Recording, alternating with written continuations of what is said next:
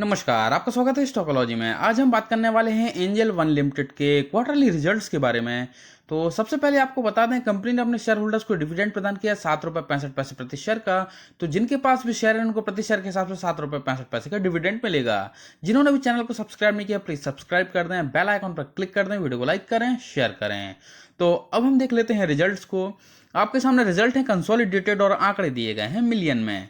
बात करते हैं रिजल्ट के फॉर्मेट की। तो सबसे लास्ट में जो कॉलम दिया गया है वो जून 21 क्वार्टर के रिजल्ट हैं। सेकंड नंबर पर जो कॉलम दिया गया है वो मार्च 22 क्वार्टर के रिजल्ट हैं। और जो आंकड़े आपको सबसे पहले दिखाई दे रहे हैं वो है जून 22 क्वार्टर के रिजल्ट। तो यहां पर अब हम देखेंगे third number point, total income को। जून 21 क्वार्टर में कंपनी की इनकम थी 4,744.81 मिलियन की। मार्च 22 क्वार्टर में ये हुई 6,853.21 मिलियन की। और जून 22 क्वार्टर में कंपनी की इनकम रही 6,865.32 मिलियन की। तो यदि हम टोटल इनकम को देखें ईयर ऑन ईयर में, जून 21 क्वार्टर से जून 22 क्वार्टर में, तो यहां पर हमें 45% की वृद्धि इनकम में होते हुए दिखाई दे रही है ईयर ऑन ईयर में। अगर हम बात करते हैं क्वार्टर ऑन क्वार्टर में, मार्च 22 क्वार्टर से जून 22 क्वार्टर में, तो यहां पर हमें जो इनकम है उसमें कुछ मामूली सी वृद्धि दिखाई देती है। बात कर लेते हैं एक्सपेंसेस की। सबसे नीचे दिए गए हैं टोटल एक्सपेंसेस। जून 21 क्वार्टर में 3,122.56 मिलियन के एक्सपेंसेस थे, जो कि मार्च 22 क्वार्टर में 4,110.07 मिलियन के हुए। और जून 22 क्वार्टर में ये 4,438.95 मिलियन के हो गए।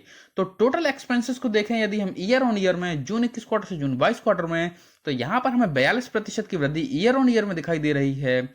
वहीं अगर हम बात करते हैं क्वार्टर ऑन क्वार्टर में, मार्च 22 क्वार्टर से जून 22 क्वार्टर में, तो यहां पर हमें एक्सपेंसेस 8% बढ़ते हुए नजर आ रहे हैं। अब हम बात कर लेते हैं प्रॉफिट एंड लॉस स्टेटमेंट की। तो बात करते हैं fifth number point, profit before tax की। जून 21 क्वार्टर में 1,622.25 मिलियन के प्रॉफिट बिफोर टैक्स थे। मार्च 22 क्वार्टर में ये 2,743.14 मिलियन के हुए। और जून 22 क्वार्टर में 2,426.37 मिलियन के प्रॉफिट बिफोर टैक्स रहे। तो यदि हम प्रॉफिट बिफोर टैक्स की बात करते हैं ईयर ऑन ईयर में, जून 21 क्वार्टर से जून 22 क्वार्टर में, तो यहां पर हमें प्रॉफिट में 50% की वृद्धि बिफोर टैक्स दिखाई दे रही है ईयर ऑन ईयर में। वहीं अगर हम बात करते हैं क्वार्टर ऑन क्वार्टर में, मार्च 22 क्वार्टर से जून 22 क्वार्टर में, तो यहां पर हमें जो प्रॉफिट है वो घटते हुए नजर आ रहे हैं। तो बात कर लेते हैं कंपनी के नेट प्रॉफिट की। सबसे नीचे दिए गए हैं profit for the period oblique year. June 21 quarter में 1,213.67 मिलियन के नेट प्रॉफिट थे। मार्च 22 क्वार्टर में 2,046.94 मिलियन के नेट प्रॉफिट हुए। और जून 22 क्वार्टर में 1,815.05 मिलियन के नेट प्रॉफिट रहे। तो यदि हम नेट प्रॉफिट को देखें ईयर ऑन ईयर में, जून 21 क्वार्टर से जून 22 क्वार्टर में, तो यहां पर हमें 50% की वृद्धि नेट प्रॉफिट में ईयर ऑन ईयर में होते हुए दिखाई दे रही है। अगर हम बात करते हैं क्वार्टर ऑन क्वार्टर में, मार्च 22 क्वार्टर से जून 22 क्वार्टर में, तो यहां पर हमें कंपनी के जो नेट प्रॉफिट हैं वो घटते हुए दिखाई दे रहे हैं क्वार्टर ऑन क्वार्टर में।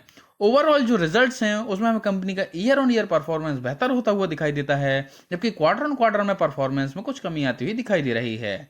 बात करते हैं कंपनी के एसेंशियल्स की। तो कंपनी का जो मार्केट कैप है वो है 10,931.64 करोड़ का। नंबर ऑफ शेयर्स जो अभी मार्केट में ट्रेड कर रहे हैं वो है 8.33 करोड़। शेयर का पीबी रेशियो 7.13 का है। वहीं अगर हम डिविडेंड यील्ड की बात करें तो यह है 2.07% की।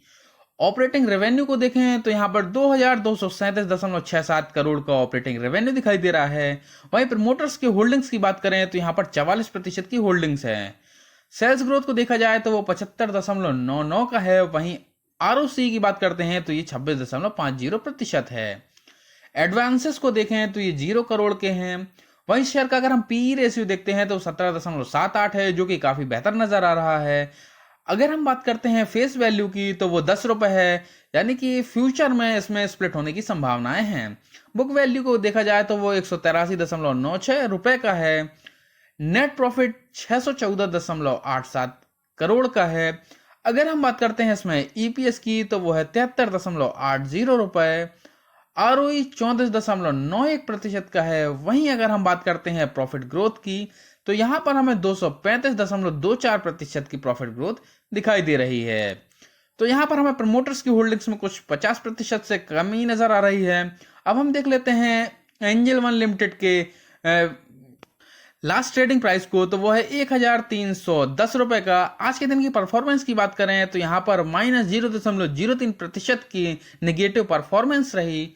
अब हम देखते हैं 52 वीक्स हाई 52 हफ्तों के सबसे उच्चतम स्तर को, तो वो रहा 2022 रुपए, जो कि 29 अप्रैल 2022 को ही बना है।